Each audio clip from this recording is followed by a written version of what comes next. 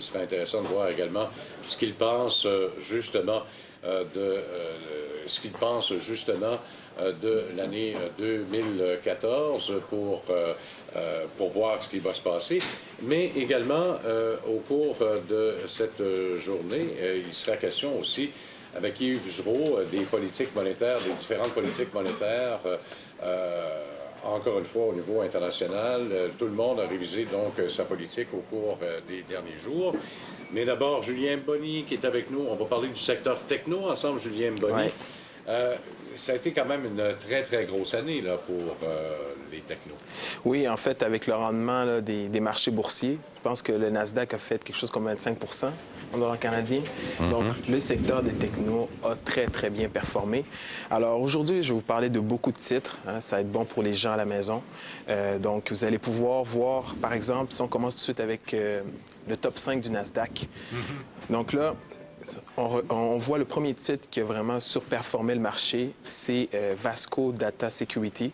Comme son nom le dit, c'est un titre dans le secteur de la sécurité software. Donc là, cette année, je ne sais pas si vous en rappelez. Il y a eu une explosion de petits titres comme celui-là, parce que à 1 million, là, 1 milliard de dollars, 234 d'augmentation, c'était pas gros au début de l'année, là. Non, c'était pas gros, mais c'est parce que cette année, il faut voir la situation qui s'est passée. Il y a eu énormément d'attaques informatiques. Juste dernièrement, là, on parle de Sony qui s'est fait voler ses données de films et ses scripts. Il y a Apple qui a eu un problème avec l'iCloud. Mais McAfee, qui est l'antivirus populaire, là, dit qu'il y a environ 200 attaques par minute. Donc, c'est pour ça que les grosses entreprises sont obligées d'investir dans ces petites compagnies qui offrent des solutions pour sécuriser leurs données. Et c'est pour ça que Vasco Data Security en a grandement profité.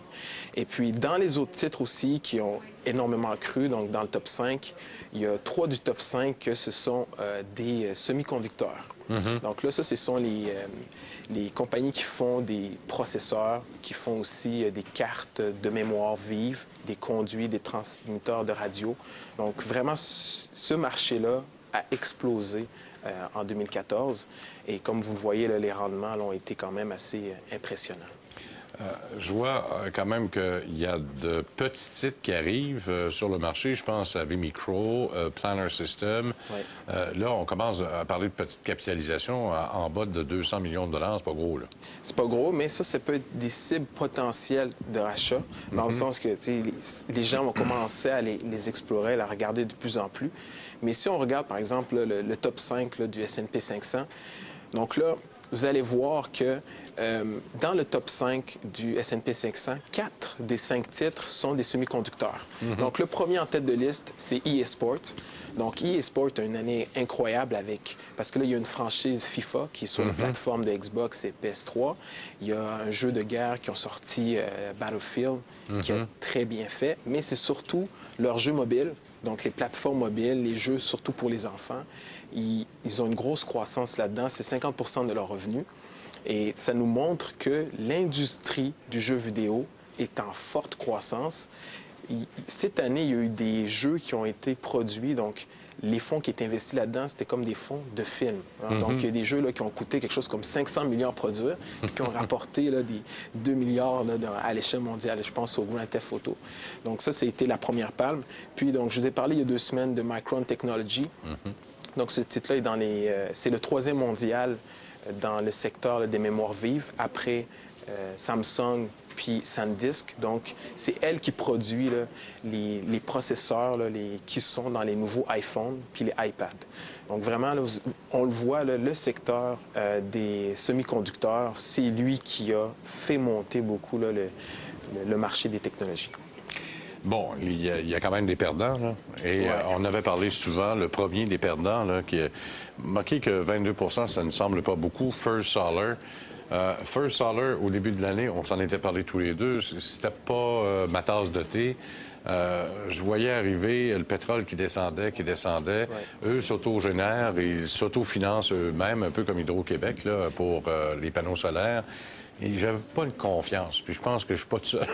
Oui, mais c'est surtout aussi que le prix du pétrole, là, dans la dernière année, là, ça a été... les gens ils ont plus d'incitatif à prendre une alternative, à aller se tourner vers les économies vertes. Mais First Solar, si on le compare à SolarCity, donc SolarCity, comparativement à First Solar, elle finance via ses clients ses panneaux solaires. Alors que First Solar, ce qui fait mal à l'entreprise, c'est que c'est elle qui fait la recherche et développement et qui construit ses panneaux solaires. Donc, ils sont obligés de les vendre pour faire des revenus. Ouais. Puis là, la demande n'était pas au rendez-vous. Donc, ça a vraiment fait mal à l'entreprise. Il y a IBM qui est en restructuration en ce moment.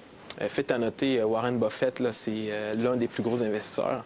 Ouais. Mais il ne doit pas triper parce qu'en fait, IBM, ce qui est pas bon à l'heure actuelle, c'est que le marché des ordinateurs, des PC est en chute libre, donc ça a un impact sur IBM. Et il y a aussi Google. C'est étonnant, mais Google, cette année, a perdu 10% de sa valeur. Mais il faut quand même rappeler qu'en 2013, ils avaient fait plus de 60% de rendement, puis c'est rendu une énorme capitalisation aussi, là, 342 milliards. Oui, c'est énorme. Même à un certain moment donné, je ne sais pas s'ils sont encore premiers, mais en tout cas, ils l'ont été longtemps. Ils sont dans le top. Oui. Mais ce qui fait mal à Google, c'est Facebook. Donc là, en ce moment, Facebook est très bien positionné dans les revenus publicitaires sur le mobile. Puis ça a un impact sur Google. Parce que Google, encore une fois, est exposé à donc, les recherches qu'on fait sur les ordinateurs portables et les ordinateurs de bureau. Mais le côté mobile, là, en ce moment, le Facebook, c'est une menace directe à Google. Ils ont quand même, Google, amélioré leurs choses, là, parce qu'avec le système Android, il y a de plus en plus de bidules qui existent, qu'il nous arrive des messages quasi instantanés sur la distance qu'on a à parcourir. Ouais. On sait, même si on n'a rien rentré dans le téléphone, d'où on vient, d'où on va. Il y a des habitudes qui se créent grâce au GPS qui est intégré dans les systèmes Android. Et moi, je trouvais que c'était un produit supplémentaire parce qu'il y a trop de pub là-dessus. Hein? C'est vrai. Puis l'autre fait aussi, c'est que Google est quand même dans énormément de projets. Hein. Donc, oui. tu sais, on n'arrive pas à cerner c'est quoi leur produit fort. Mais c'est bon, ils excellent dans ce qu'ils font, mais ça a aussi eu un impact dans les investisseurs qui ont plus cerné des technologies là, qui ont avancé. Bon, le marché sera quand même à surveiller en 2015. Et là, vous me parlez Internet of Things. Qu'est-ce qu'on veut dire par là, les choses de l'Internet? On en a parlé un peu cette année. Oui. Donc là, si on fait l'exemple, donc il y a l'Internet qui s'est transposé sur les ordinateurs. Donc là, on passe de ça, on va vers les téléphones cellulaires. Et maintenant, on va pouvoir incorporer la technologie d'Internet. Les montres, vers les montres, vers aussi tous les gadgets informatiques. Maintenant, on va pouvoir avoir ces technologies-là. Donc, ce qu'on veut, c'est que ces gadgets-là puissent être connectés entre eux et s'échanger de l'information sans l'intervention de l'être humain. Et puis, le meilleur exemple, c'est la Apple TV puis le Chromecast. Donc, on est en mesure, à l'heure actuelle, de prendre notre téléphone cellulaire et de transposer ce qu'on voit sur la télévision. Et puis, donc, comme on le voit, il y a le marché des drones qui a explosé. Il y a la réalité virtuelle aussi avec Oculus. Donc, maintenant, on est en train de faire le pont entre la réalité et donc, ce qui est réel puis ce qui est virtuel. Donc, c'est vraiment... En ce moment, là, c'est un gros marché, puis il y a des gros joueurs là, qui sont en train de se positionner. Parce que là, avant, quand on parlait de lunettes virtuelles comme celle-là, c'était d'être capable de regarder des films. Maintenant, le 3D est rentré, c'est à l'intérieur de ça, et là, on s'en sert maintenant pour les jeux vidéo. Alors donc, on va de plus en plus loin avec ce genre de... C'est quand même un gros potentiel, là, quand on parle de 14 400 milliards de dollars, c'est quand même du bon dans Bébite. D'ailleurs, quand on regarde le militaire, l'aérospatial, la consommation, communication mobile, tout le monde est interbriqué, tout le monde est interrelié maintenant. Là. Exactement. Et puis c'est ça, c'est les trois gros secteurs que ça va jouer. Donc, il y a les produits de consommation, il y a le secteur résidentiel. Hein. Pensez à toute l'ergonomie qu'on peut faire dans les maisons, tous les gadgets qu'on va avoir dans la résidence. Il y a les communications mobiles, bien évidemment. Puis il y a les secteurs là, des militaires et aérospatiales. Ça, c'est le gros morceau. Donc là, il y a des gros joueurs dans ce marché, là, comme on peut le voir. Et on parle beaucoup de communication mobile, je m'excuse. Là, je suis en train de regarder des automobiles dernièrement.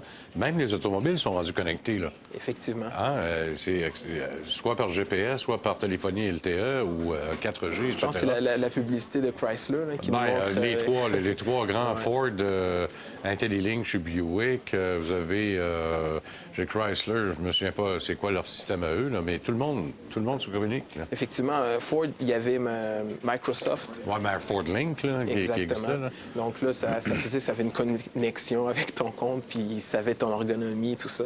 Donc oui, c'est vrai, on est en train vraiment de transposer toute la technologie d'Internet vers tous les gadgets, et c'est un énorme marché. Bon, la majorité des titres à surveiller que vous nous présentez aujourd'hui, on les connaît tous, sauf moi, personnellement, deux. Un, Atmel. Lui, je le connais un peu moins. GE, tout le monde connaît. Google, SAP, compagnie allemande dans le logiciel. Intel pour les puces et Qualcomm pour la télécommunication.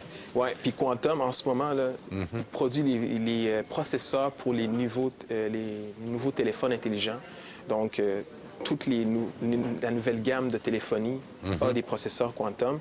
Dans le cas de Atmel, donc c'est un il fait des microcontrôleurs, donc il est dans le secteur des semi-conducteurs. Donc ça, c'est vraiment des entreprises, puis c'est des grosses entités en passant, qui sont toutes bien positionnées là-dedans et que